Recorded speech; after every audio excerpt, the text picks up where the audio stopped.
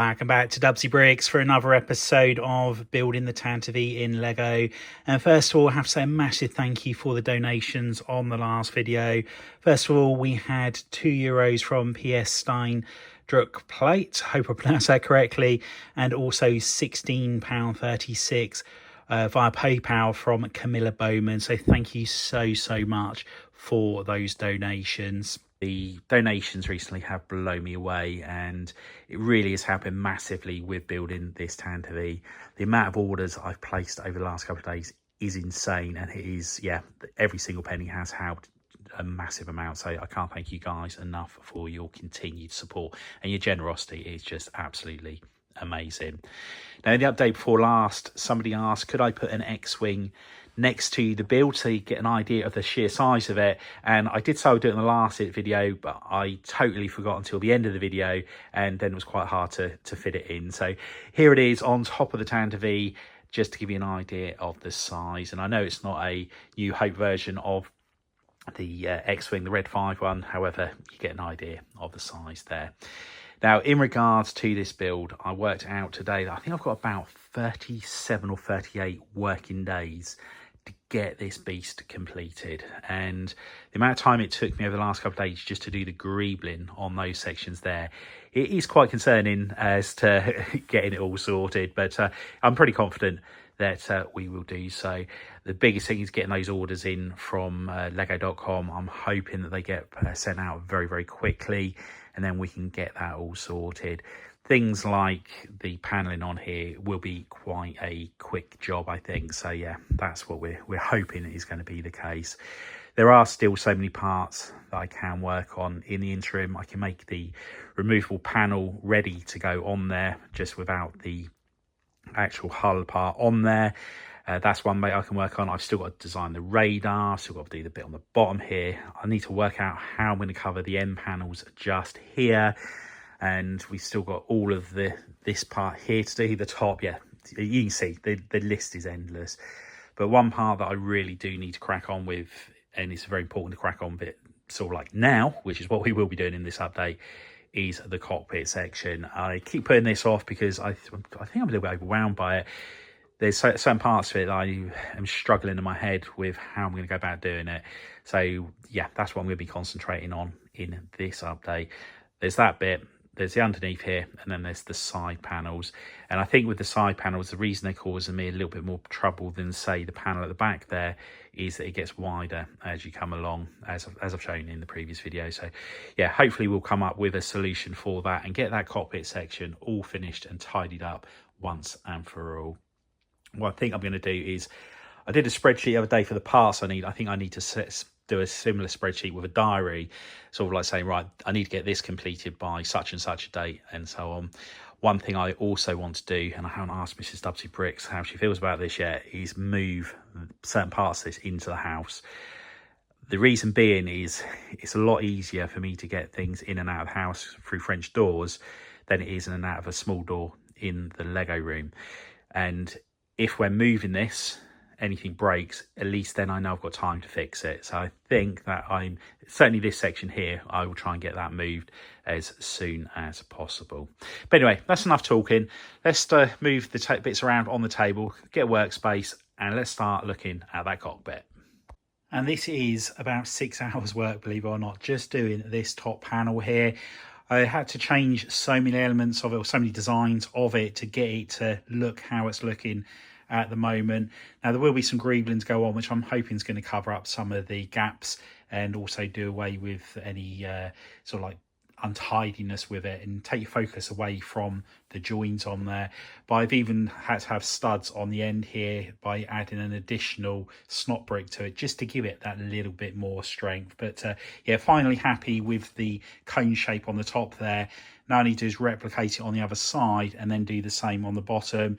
And all I do is work out how I keep this attached when it's hanging upside down.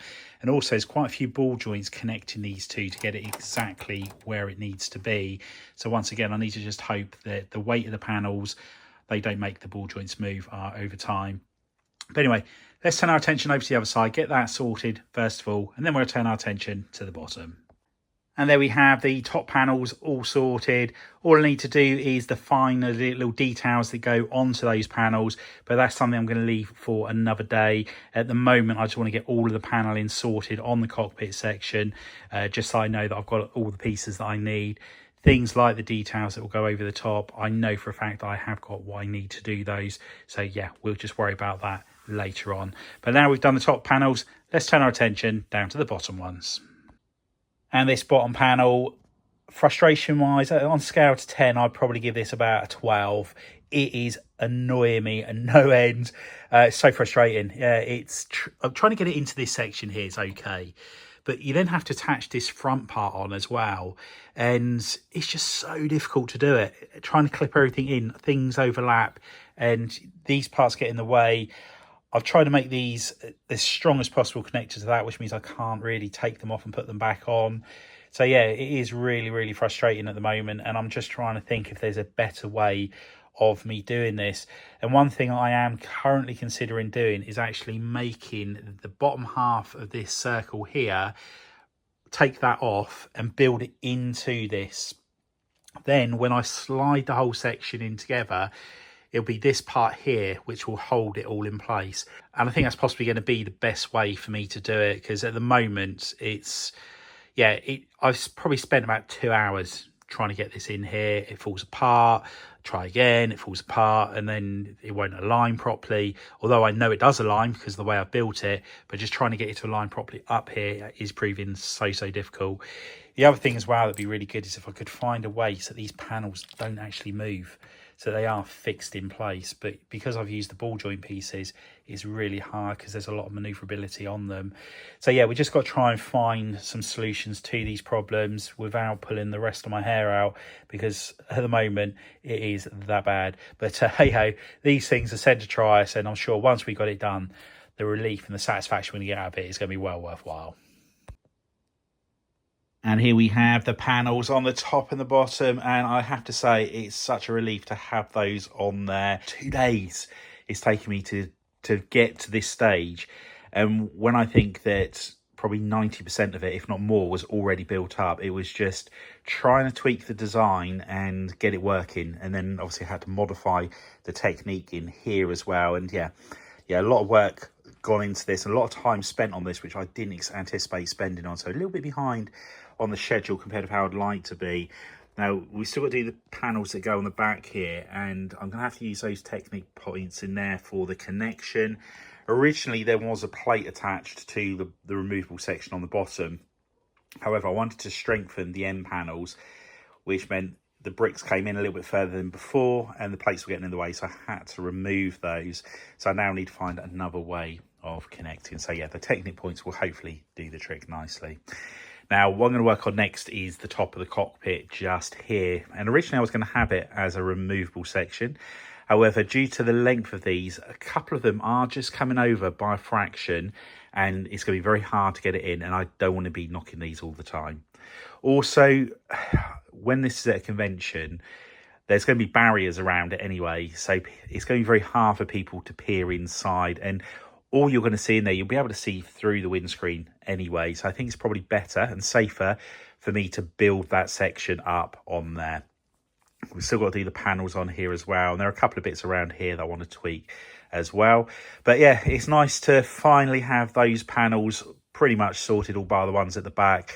I have to say, it hasn't been fun doing those. It really has been quite stressful trying to get those to work how we want it to. But now they're done, let's start working on that top section. And it's all changed with the cockpit section, I think.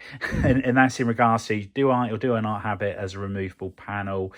And as mentioned, the reason I didn't want to have it as removable is because this part here is narrower than the bit at the bottom here. However, what I could do, this bit here is 12 studs wide. I could have it so that the bit that sits on here is only 10 studs wide. So this bit's almost like in a T shape, so it just slots into place. I can put a couple of parts on the side here so it stays there nicely, and I think that's going to be the best option. Now, I've removed the back part there, as I need to put the lights back in this section, and I also need to put some lights above these two panels here as well. These are the panels I've only just made and put in place. I could have a light coming through this Technic brick here to light up the cockpit area. Alternatively, I could use the wireless connectors that I use from Gamer Bricks. I think that's probably going to be the better option. I don't want to, when you look through here, to be able to see a bulb. So yeah, I just need to work out what the best way forward is with that. But we'll have a good think about it. But first things first, let's get the electronics back in, or the lights back in the back section there, and then that'll enable us to get the lights and the power coming through to the front.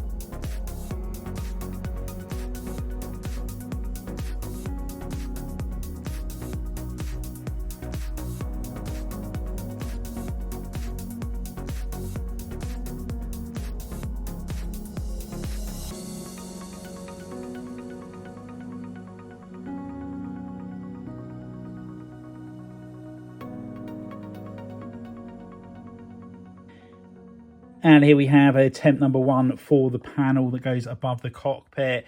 And I'm happy with the technique I'm using with the hinge pieces on here to get the curvature. The bricks underneath are stopping it moving, so it's nice and sturdy, which is the important thing. But a couple of parts I'm not happy with. The gaps in between each panel, and also how far apart these two lines are. This line here would ideally be more in the center of that part. So I'm just going to have a little bit of an experiment and see if there's an alternative way of covering this section. And it's really starting to take shape now. And one thing I do want to do is try and bring this tile over here by a little bit more. Whether or not I can achieve that, I'm not sure. I might experiment with a couple of other pieces. I could use some 2x3 tiles on here, that'll do the trick, but I'm just going to see if I can move it over by one plate on each side. Now, in regards to this section, it does come out very easily, which is nice, and I've used the curved bricks there, so when I'm putting it in, it just actually helps direct it into place. And at the back there, we've got the wireless connector, and on the bottom of here, we've got the 2 pins. So as soon as these 2 pins come into contact with that, the cockpit will light up. And I've said it before, but the wireless connectors are my favourite piece that Gamer Bricks sell. It is a game changer. So I can have lights in this cockpit without having to plug anything in.